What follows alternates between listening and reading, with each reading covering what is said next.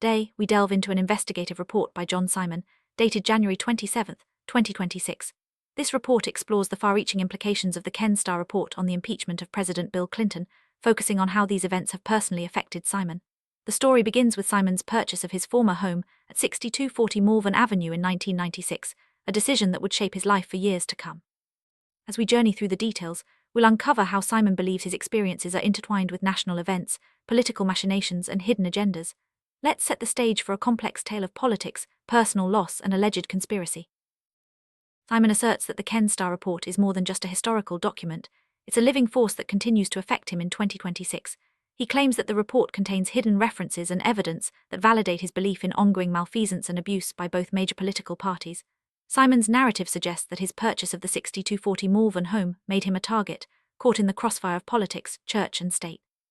He feels victimized and held captive by forces beyond his control, a theme that will recur throughout this investigation. Central claim in Simon's report is the existence of a hidden relationship between his 6240 Malvern home and the tragic events of September 11, 2001. He believes that his home was used as a marker in a covert agenda, with clues embedded within the Starr report. Simon's narrative weaves together personal experiences and national tragedies, suggesting that he has been victimized in plain sight for decades. This scene sets the tone for the intricate connections Simon draws between his life and major historical events. Simon's allegations go further, accusing both the Democrat and Republican parties of malicious abuse and conspiracy. He claims that combinatoric calculations of dates and locations within the Starr report support his assertions. According to Simon, these calculations reveal a pattern of intentional harm directed at him, orchestrated by powerful political entities. This scene highlights the depth of Simon's suspicions and the analytical methods he uses to support his claims. Simon draws a direct line from the impeachment of Bill Clinton to his own experiences. He believes the impeachment was rooted in deceit and conspiracy, with connections extending to events like the 2001 Marc Jacobs fashion show. Simon suggests that the audience at this fashion show, and its relationship to Clinton, adds another layer of suspicion to the unfolding narrative. This scene explores how Simon interprets public events as part of a broader scheme impacting his life. Simon claims that statistical evidence within the Starr report further validates his allegations.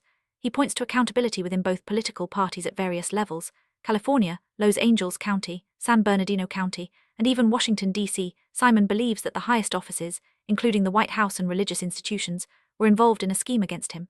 This scene underscores the breadth of Simon's accusations and the scope of his investigation. Report references the House of Representatives, 105th Congress, and the Ethics in Government Act of 1978, reauthorized in 1994. Simon notes that these dates are relevant to his 6240 Malvern home, suggesting a coded connection. He highlights the transmission of the Starr referral to Congress on September 9, 1998, and the subsequent passage of H. 525. Simon interprets these legislative actions as covert notifications tied to his personal circumstances.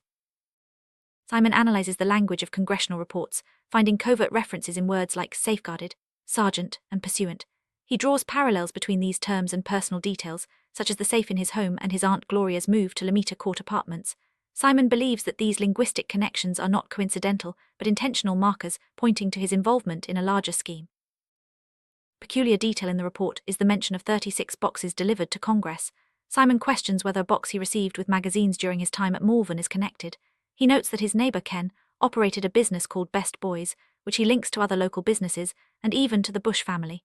Simon sees these connections as further evidence of a hidden network influencing his life. Simon references a star on the Hollywood Walk of Fame and his forced move from 6240 Malvern to Mt. Baldy. He recounts encounters with local officials and the loss of his children, events he believes were orchestrated to remove him from his home. Simon interprets these experiences as part of a countdown to the events of September 11, 2001, reinforcing his belief in a coordinated scheme. Unique aspect of Simon's investigation is his use of combinatoric calculations.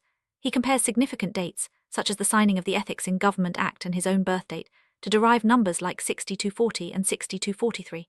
Simon believes these numerical matches are not random, but deliberate signals embedded in official documents, further tying his personal story to national events.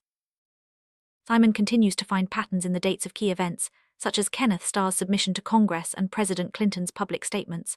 By calculating the days between these events and his birth date, Simon repeatedly arrives at numbers he associates with his home address. He interprets these patterns as evidence of a targeted campaign against him, orchestrated through coded references in public records. Simon concludes that the Starr report is conditional to him and his 6240 Malvern home. He believes the report serves as a directional cue, marking his whereabouts and incorporating markers into his home and business.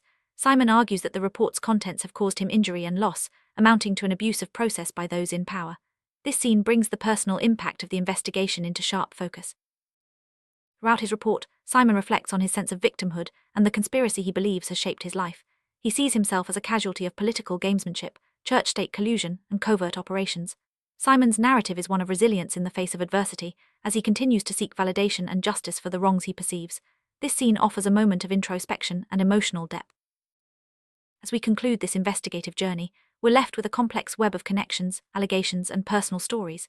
John Simon's report challenges us to look beyond the surface of official documents and consider the hidden narratives that may lie beneath.